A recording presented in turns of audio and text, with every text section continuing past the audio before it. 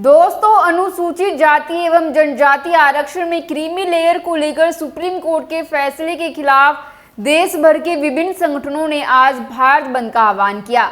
इसका असर देश के कई राज्यों में देखने को मिला। भारत बंद का सार्वजनिक परिवहन सेवाओं से लेकर ट्रेन सेवाओं पर भी असर पड़ा। बिहार, उत्तर प्रदेश और राजस्थान में सबसे ज्यादा सेवाएं प्रभावित दिखाई दी।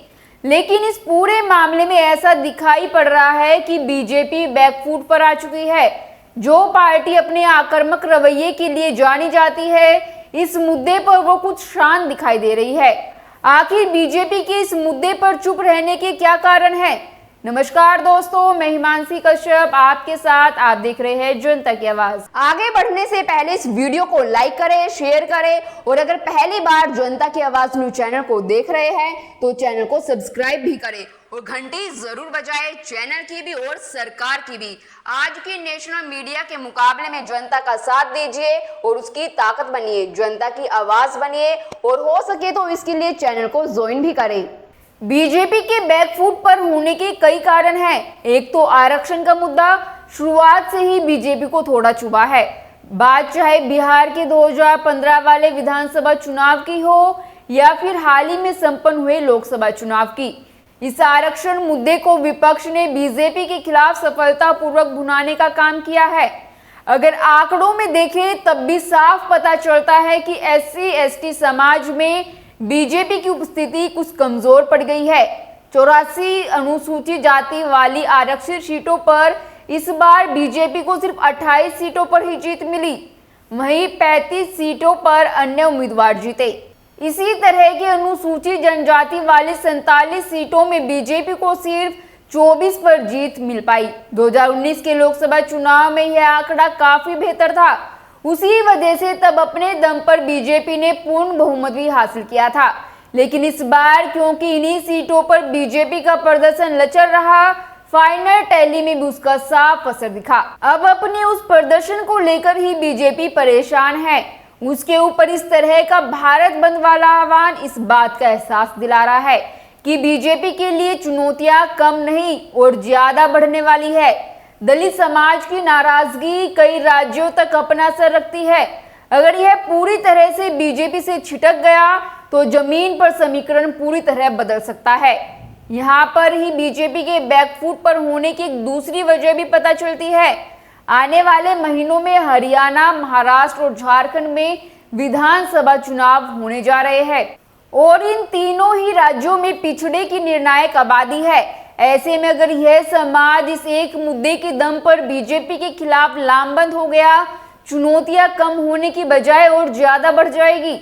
हरियाणा की बात करें तो वहां पर 17 सीटें SC समाज के लिए आरक्षित रहती है।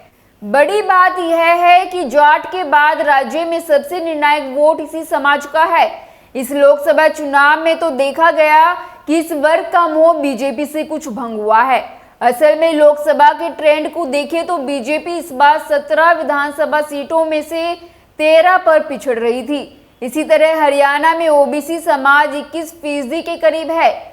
अब बीजेपी को इस बात का एहसास है कि यह विरोध प्रदर्शन उसे इन्हीं वोट बैंक से दूर कर सकता है। ऐसे में बीजेपी का थोड़ा बैकफुट पर होना लाजमी है। वैसे चुनावी राज्यों में ही झारखंड की सियासत समझना भी जरूरी है। वहां भी पिछड़ा समाज ही हार जीत तय करता है।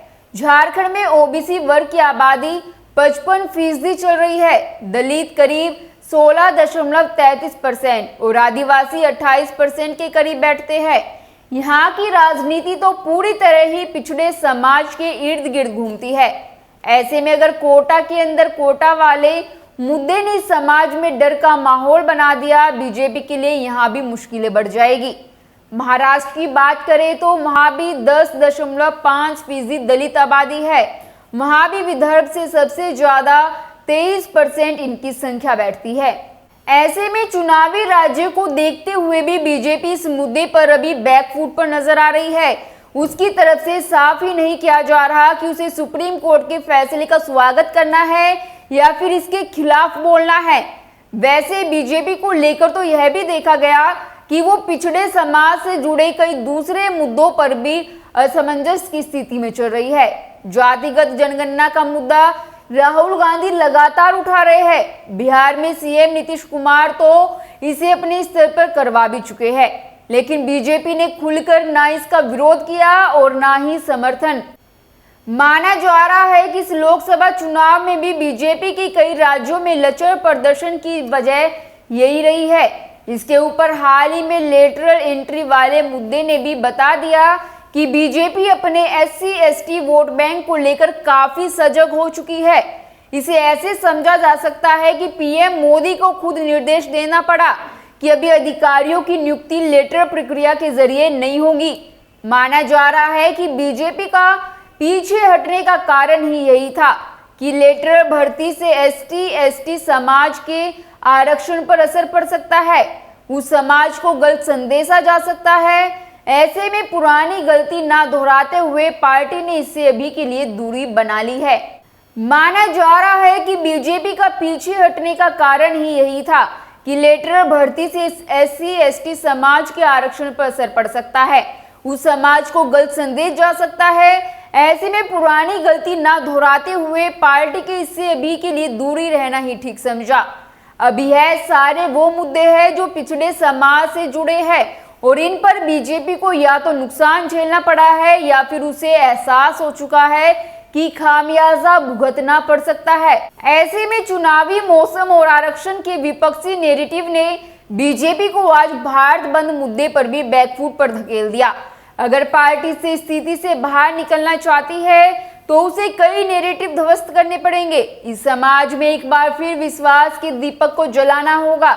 अगर ऐसा हुआ तो पार्टी की सियासी गाड़ी पटरी पर लौट आएगी, वरना लोकसभा चुनाव की तरह फिर इस वोट बैंक के छिटकने का डर सताने वाला है। खैर, आपकी इस पर क्या राय है, हमें कमेंट कर जरूर बताएं और बाकी खबरों के लिए देखते रहिए जनता की आवाज।